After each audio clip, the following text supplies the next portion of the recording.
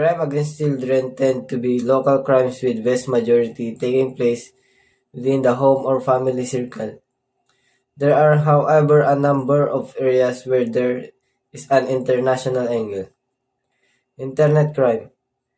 Crime against children are facilitated by the internet, the increased use of which in recent years has led to a huge rise of offending.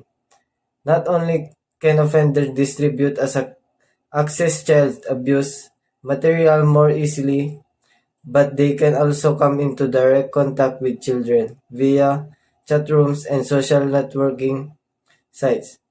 We ran a project in conjunction with internet access service provider to block access to child abuse material or online. Traveling sex offender, also known as sex tourism. This type of crime involves the abuse of children in developing countries by people who travel there. The relative wealth of the offender coupled with lack of understanding or effective legislation means that the abuse of children is easier in this country. This type of crime is linked to child trafficking, organized crime, and murder. This type of crime represents a huge challenge for police worldwide and requires specialized skill and increased research. At Interpol, we encourage investigators around the world to make maximum use of our tools and services. Victim identification. We work to identify the victim of child sexual abuse depicted in photographs and films. This involves a combination of traditional investigation methods and image analysis. Crucial to this work is the International Child Sexual Exploitation Image Database, which uses sophisticated image comparison software to make connection between victims and places. Yellow Notice. At the request of a member country, Interpol can use Yellow Notice to help locate missing persons, especially minors. These notices are circulated on an international basis and recorded in Interpol database of missing and abducted children. Work closely with many other agencies, both governmental and non-governmental, in this area are involved in many training programs and other projects worldwide. In particular, it works in partnership with CIRCAMP, the Cospol Interrelated Child Abuse Material Project, and the Virtual Global Task Force. It is worth noting that we avoid using term child pornography. We describing image of sexual abuse of children. Other more appropriate terminology include term child sexual abuse material. Cybercrime. Cybercrime is one of the fastest growing areas of crime. More and more criminals are exploiting the speed, convenience of anonymity that modern technologies offer in order to commit the device range of criminal activities. These include attacks against computer data and system, identity theft and distribution of child sexual abuse image, internet auction fraud, and penetration of online financial service, as well as the deployment of viruses, botnets, virus emails, scam such as phishing. The changing nature of cybercrime. In the past, cybercrime has been committed by individual or small group of individuals. However, we are now seeing emerging trends with traditional organized crime syndicate and criminal-minded are technology professionals working together and pooling their resources and expertise. This approach has been very effective for the criminal involved in 2007 and 2008. The cost of cybercrime worldwide was estimated approximate $8 billion As for corporate cyber, espionage, cyber criminal have stolen intellectual property from business worldwide, worth up to USD 1 trillion. Interpol cybercrime program is built around training and operation and work to keep us with emerging threats it aim to promote exchanging of information among member countries through regional working parties and conference. Deliver training corps to build and maintain professional standard. Coordinate and assist international operation. Establish a global list of contact officers available around the clock of cyber investigation. The list contained 131 contacts at the end of 2011. Assist member countries in the event of cyber attack or cybercrime, investigate truth, investigating the debates of service. Develop strategic partnership with other international organizations and private sector bodies. Identify emerging threats and share this intelligence with member countries. Provide a source web portal for accessing operation information and documents. Drugs. The drug trade and its associated problem continue to grow in most parts of worldwide. Global abuse and accessibilities of drugs have become increasingly complex as trafficking routes have become shorter, more diverse, and more easily transferred. The drug trade involving growing procedure, country supplier, dealers, and users affect in people almost all of our 190 member countries. Interpol response. Our criminal intelligence officer focus on the most commonly used and trafficked narcotic drugs, cannabis, cocaine, heroin, and synthetic drugs, as well as precursor chemicals and doping substance. The organization primary drug control rules is to identify the drug trafficking trends and criminal organization operating at the international level and to assist all national and international law enforcement bodies concerned with countering the illicit product trafficking and abuse of drug by collecting and analyzing data obtained from member countries for strategic and tactical intelligence report and disseminating this report to the concerned countries. Responding to support international drug investigation, help to coordinate drug investigation involving at least 2 member countries, organizing operation working meeting between member countries where Interpol has identified commonly links in cases being investigated in this country. Organizing regional or global conference on specific drug topics, the aim of which are uses the extent of drug problems, exchange information, at least the investigative techniques and strength. Cooperation within the law enforcement community. Environmental crime is a serious and growing international problem and one which takes many different forms. Broadly speaking, wild crime in the legal exploitations of awards and wild flora and fauna. Wild population crime is the trading and disposal of hazardous waste or resources in contraventions of national and international laws. So, in addition to these clear and present crimes, new types of environment crime are emerging, such as carbon trade and water management crime. So, environmental crime digiti including digiti illegal trade in wildlife and smuggling,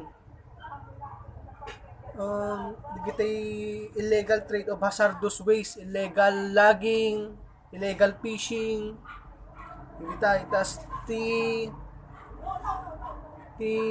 kasano mo ko iti environmental crime ko digiti like lack of data, knowledge, knowledge ken awareness tayo. Cool. Lack of institutional governance, digiti lack of national international cooperations. So digiti unti and then ko the organized criminal network is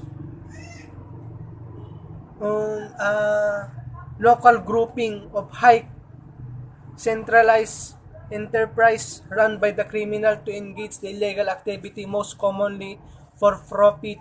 Some criminal organizations such as terrorist group are by political motivated. So the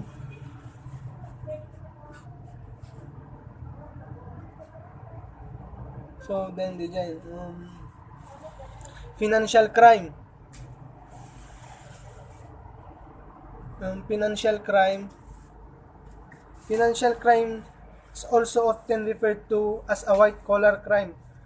Cover a wide range of criminal offense which generally international in nature.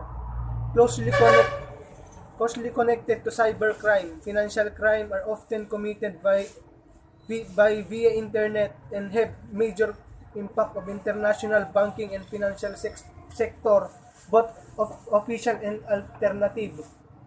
And financial crime affect private individuals, companies, organizations, and even nations. Um, the negative impact on the inter-economic and social system through the considerable of loss of money inquiry. So financial crime, what is white collar crime? White collar crime ko tigiti corporated tigiti Ponzi schemes, extortion,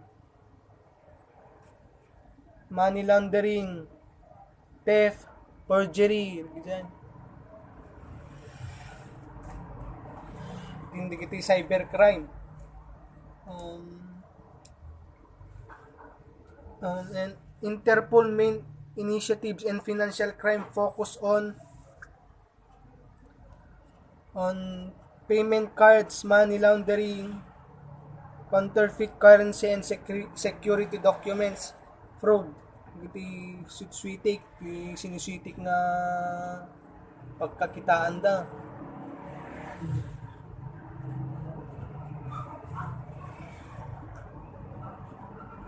Then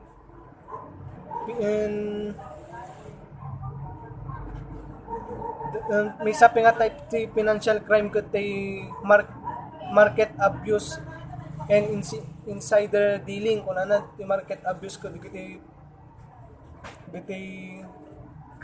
abuse ti marketing and the challenge. The challenges is organized criminal network are often behind financial crime, drawn by the prospect of the have profits to be made, and law enforcement officers need to react swiftly in order to secure evidence or to freeze and seize illegally obtained assets. However, a number of factors make it difficult, sometimes even impossible, to the trace of criminal or illegal asset, and these factors are due to difference between countries in terms in their national jurisdictions. The implement of international conviction is the level of expertise and investigate and prosecutorial authorize. Iti Interpol role addressing their truly international challenge to law enforcement is to identify and collecting best practices and expert knowledge in this field and disseminate this information to law enforcement authorities worldwide. Help this specialized unit to exchange the operation information using Interpol tools and services. Digiti agusar da iti protector ay mang protect kanya nga law enforcement ngagyan 3 bureaus. Firearms. Nasa firearms na tayo. So, firearms is a threat to safety of citizens in our country. The criminal use of firearms are also possess a wider threat to security, peace, stability, and development. Firearms are easily to conceal and transport and offer lucrative profits to criminal trafficking in illicit small arms and light weapons. No country is unaffected by firearm violence. Each year, firearms are used in more than 254,000 homicide worldwide, excluding war-torn countries. This statistic, however, is only a small percentage of all crimes committed with firearms, which are widely used support other criminal acts. So, giti banta giti threat iti individuals, and the criminal misuse of firearms, the criminal misuse of firearms kadagiti maling paggamit ng sandata, dagiti usaranda nga dagiti armas dako usaranda ti criminal activities. And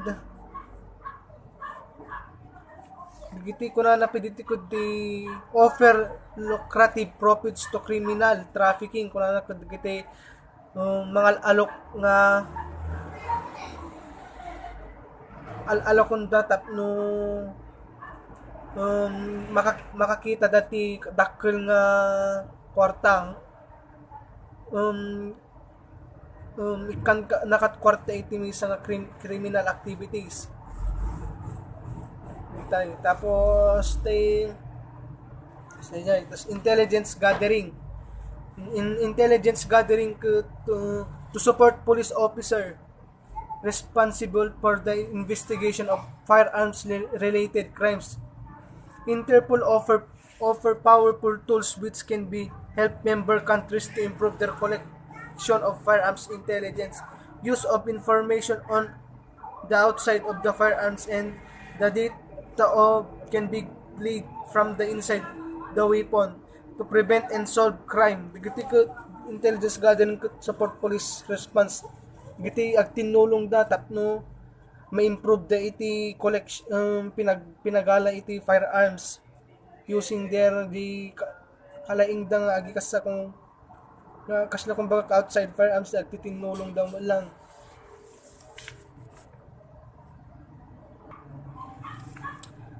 The Interpol Firearms Tracing System, or formerly known as IWETS. This international communication tools allows an investigator to request a ownership history for a firearms from the country of original or illegal import. Tracing firearms can be provide valuable intelligence and generated investigate leads for the police to solve crime. So, digiti tracing ng digiti firearms na related iti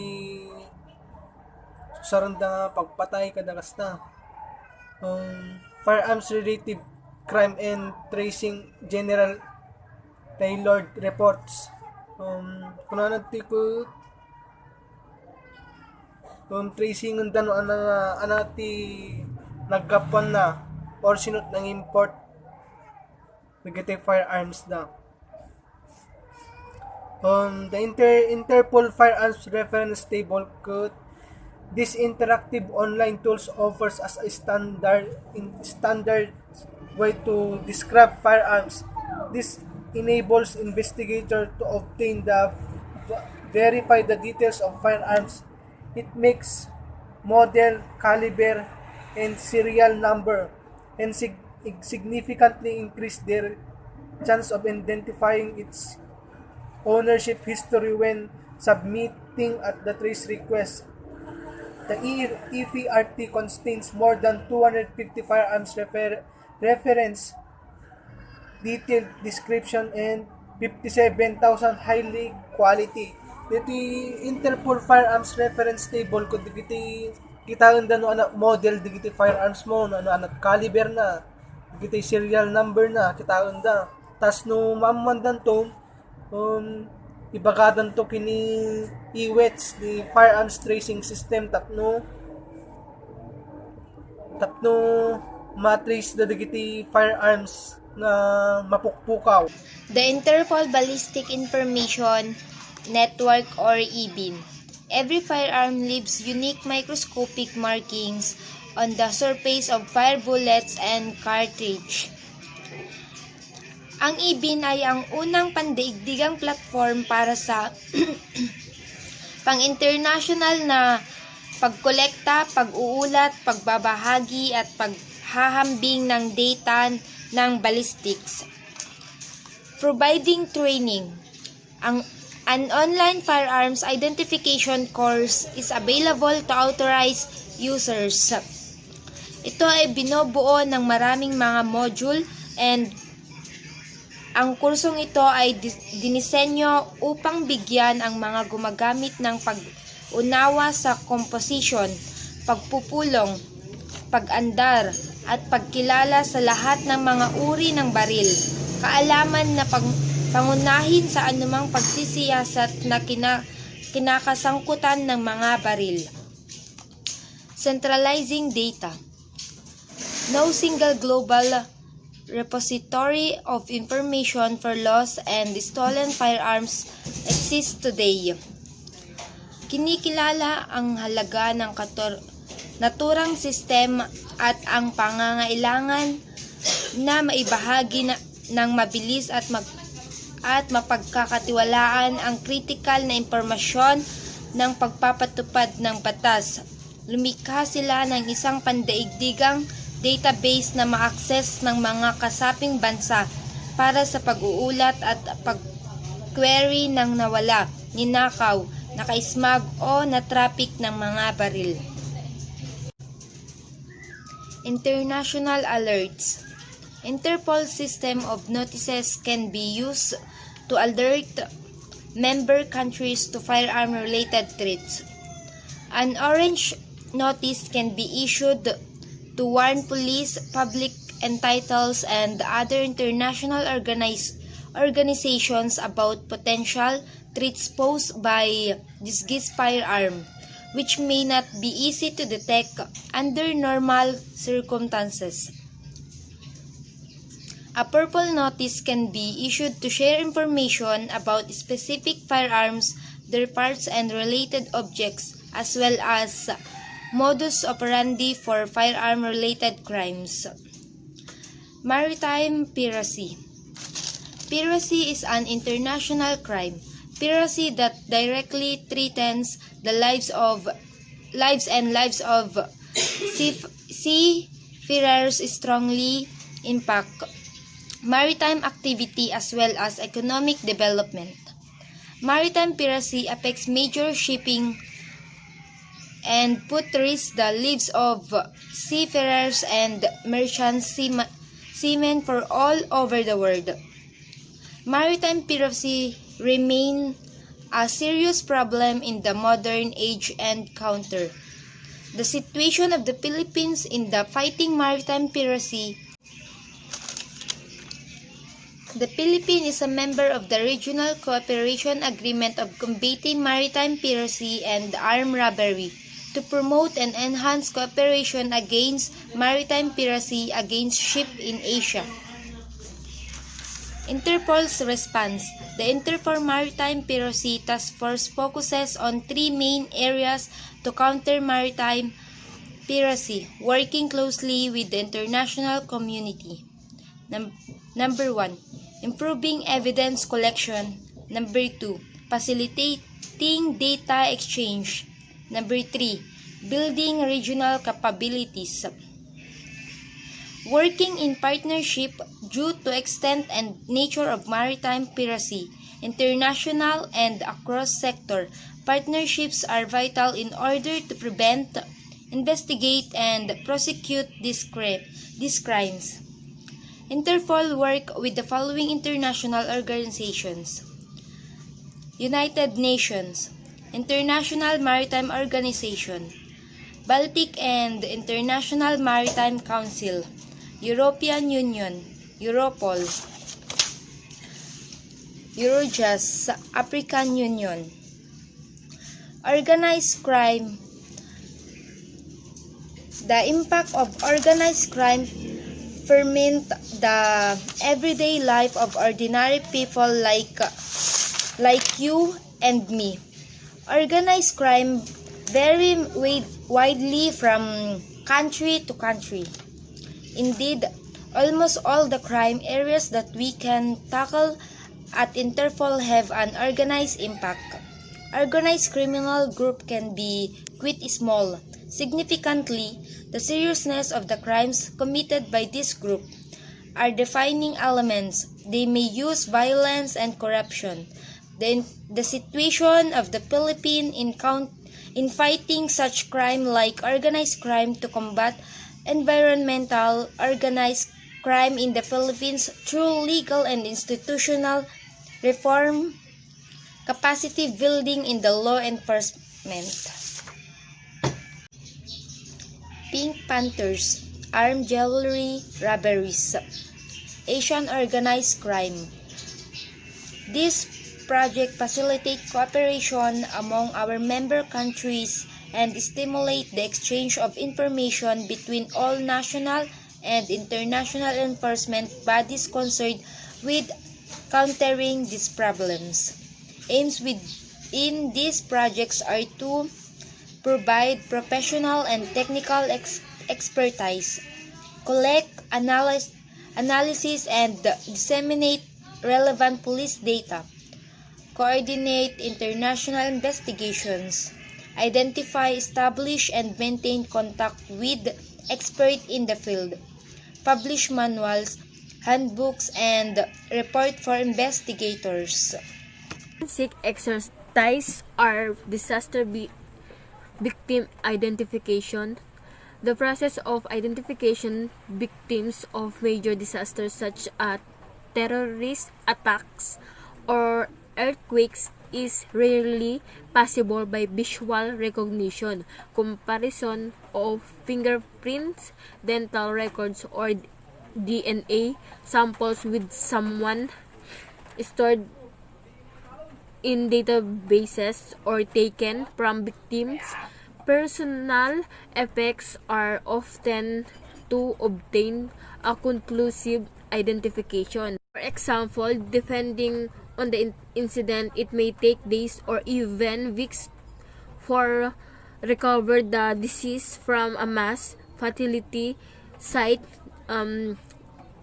Disaster victim identification officer must ensure that everyone is accounted for and each deceased victim is afforded the appropriate respect and attention. International coordinations. When a major disaster occurs, one's country alone may not have sufficient resources to deal with mass casualties in some cases, and the incident may have damaged or destroy the country's existing emergency response infrastructure, making the task of victim identifications even more difficult. International isinasagawa sa Immigrations Bureau and pakikipanayan at sertifikasyon ng mga biktima ng human trafficking, for the example, at nakikipagtulungan sa Organisasyon for Migrations upang maisagawa ang mga pamamaraan para sa voluntaryong pag-uwi ng mga biktima. Important sa biktima pagkatapos nitong umuwi sa sariling bansa upang siguraduhin hindi ito muling masangkot sa human trafficking. Contain the informations all living cells in the human body need to function. They also control to inheritance of characteristics from parents to offspring, when, with the exceptions of identical twins, which person's DNA is the unique, which makes DNA sampling useful for solving crimes, identifying victims of disaster, and locating missing person. DNA, this is the where as the family of the victims can be provide us with the most assistance. The interviewer may also want to collect items used by the missing person, like twins or relationship, that may produce scientific evidence to assist in identifications. They may also ask family members to submit DNA sample so that familiar relationship can be established. Details of the missing person, medical and dental informations, including the names and locations of dentists or doctors.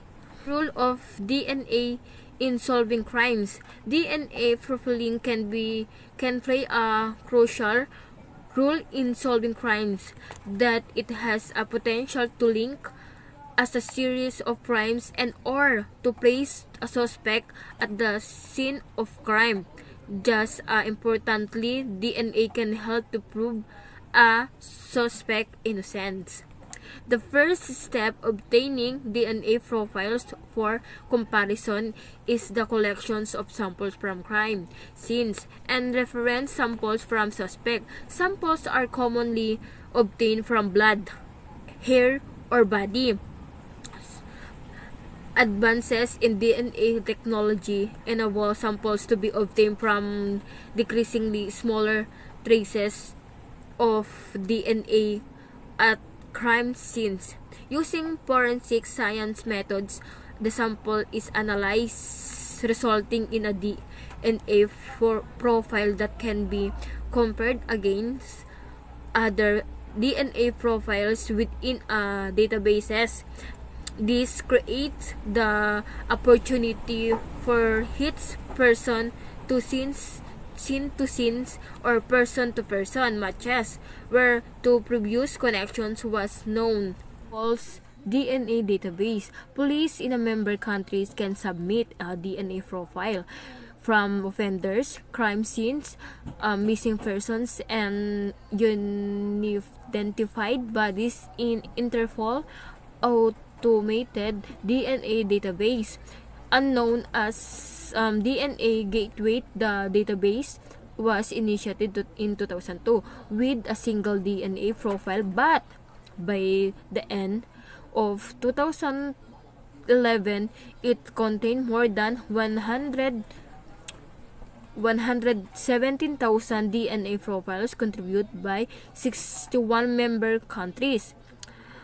Participating countries actively use the DNA Gateway as a tool in her criminal investigation and regularly detects potential links between DNA profiles submitted by member countries suspecting crimes through DNA. Matches in the Interpol DNA database help connect a number of crime and individuals in period from 2005 to 2008, leading to identification and arrest of 3 members of the organized gang known as Pink Panthers. This transnational crime group is linked to high-value armed robberies in around 20 countries.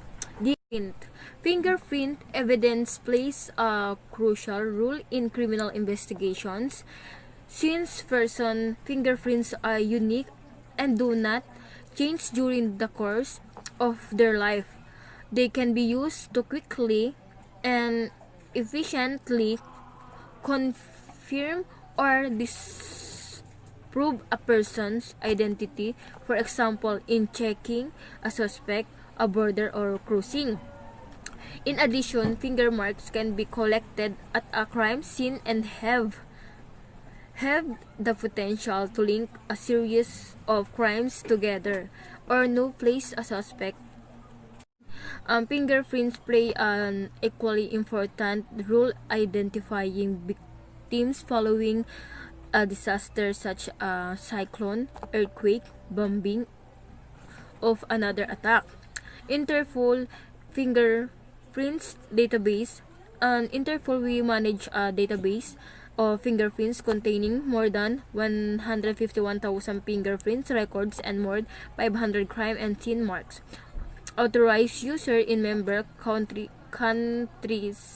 can view, submit, and cross-check records using 24/7. Interpol sensor global police communication network via our user-friendly automatic fingerprint identification system. Law enforcement officer can take a fingerprints using an electronic device or can take them manually using ink and paper, then use a special scanner to save the data electronically in appropriate format. They then submit the data to the Interpol General Secretariat to be uploaded to the database records and saved and exchanged in format set by the National Institute of Standards of Technology. We actively encourage member countries to use a database as extensively possible and increase the number of relevant fingerprints in the system. Major threat to public health. Pharmaceutical crime involves the manufacture, trade, and distributions of fake, stolen, or illicit medicines and medical devices. The problems of organized crime. Organized criminal networks are attacked by a huge profits to be made through pharmaceutical crime. They operate across the national borders in activities that include the import or export, manufacture, and distributions of counterfeit and illicit medicines. Are three major of Interpol. First, coordinating operations in the field to disrupt transnational criminal networks. Second, delivering training in order to build the skills and knowledge for all those agencies involved in the fight against pharmaceutical crime. And the last, building partnership across a variety of sectors. Terrorism. Terrorism poses a grave threat to national security and the lives of individuals around the world. At Interpol, we run a number of initiatives to support our member countries in their efforts to protect their citizens from terrorism. It is many forms. CBRNE, terrorism. The umbrella term CBRNE refers to terrorist incidents carried out with chemical, biological, radiological, nuclear, and explosives materials. Clearly, an attack of this nature would constitute a major threat to public safety and security both nationally and internationally. CBRNE, Terrorism Prevention Programme, Radiological and Nuclear Terrorism Prevention Unit, Bioterrorism Prevention Unit, Chemical and Explosives Terrorism Prevention, Counter-Terrorism Tools. We also circulate alerts and warnings of terrorists, dangerous criminals, and weapons threats to police in member countries. These alerts are known as Orange Notice. Additionally, the Interpol United Nations Security Council Special Notice is used to alert member countries in individuals entities. Trafficking in human beings. Trafficking in human beings is a multi-billions-dollar from of international organized crime constituting with modern-day slavery.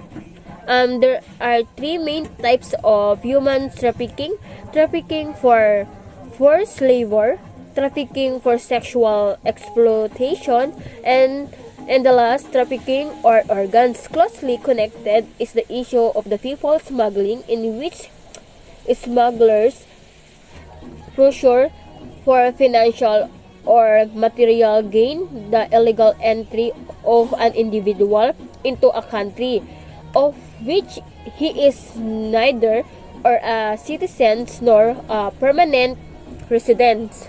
Interpol's response. A trafficking in a human beings is a crime under international law and many national and regional legal systems. Given the complexities of the issue, a multitude or strategies are necessary, are a range of levels in order to reduce the problem. Operations and projects, concrete actions in field to dismantle human trafficking networks. Interpol tools, technical tools and system to sharing information globally.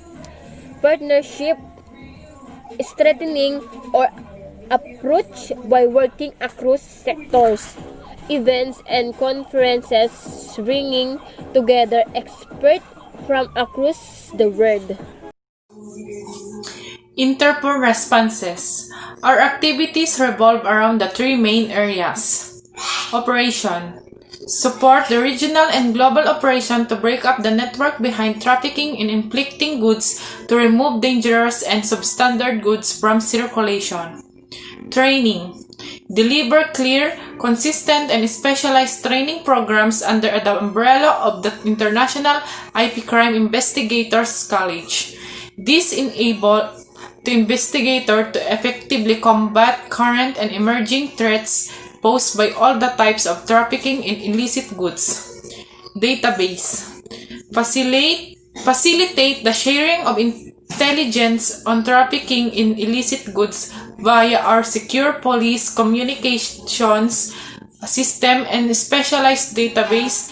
This database helps us to analyze trends, better targets on the ground investigations in partnership with police, customs, and regulatory bodies and the private sectors. Additionally, provide a central reference point of trafficking in illicit goods to all Interpol members countries and public and private stakeholders. We work to build partnership with a wide range and representative across sectors in order to facilitate a multidisciplinary response to this complex issue. We currently partner with more than 40 different industry sectors and a number of cross-industry association and representative bodies. As part of this, we recognize and participate in a number of international and across-sector events and conferences. We are interested in cooperating with law enforcement authorities, the public and the private sector in the fight against trafficking in illicit goods. If we represent one of these identities and would like to have further information, please contact us. Vehicle crime. Vehicle crime is a highly organized criminal activity affecting all regions of the whole world, and with the clear links to organized crime and terrorism. Vehicles are not the only stolen for their own sake, but we also traffic to finance other crimes. They can also be used as bomb carriers or in the perpetration of other crimes. Stolen Motor Vehicle Database. Number 1. The Interpol Stolen Motor Vehicles Database is a vital tool in the fight against international vehicle theft and trafficking. Number 2, it allows police and other member countries to run a check against the suspicious vehicle and find out instantly whether it has been reported as stolen. An international database in this nature is crucial as vehicles are often trafficked across national borders, sometimes ending up thousands of miles away from the location where they were stolen.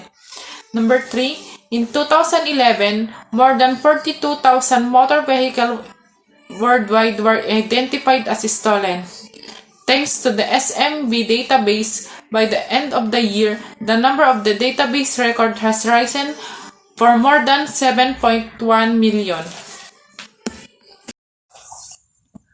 Global initiatives.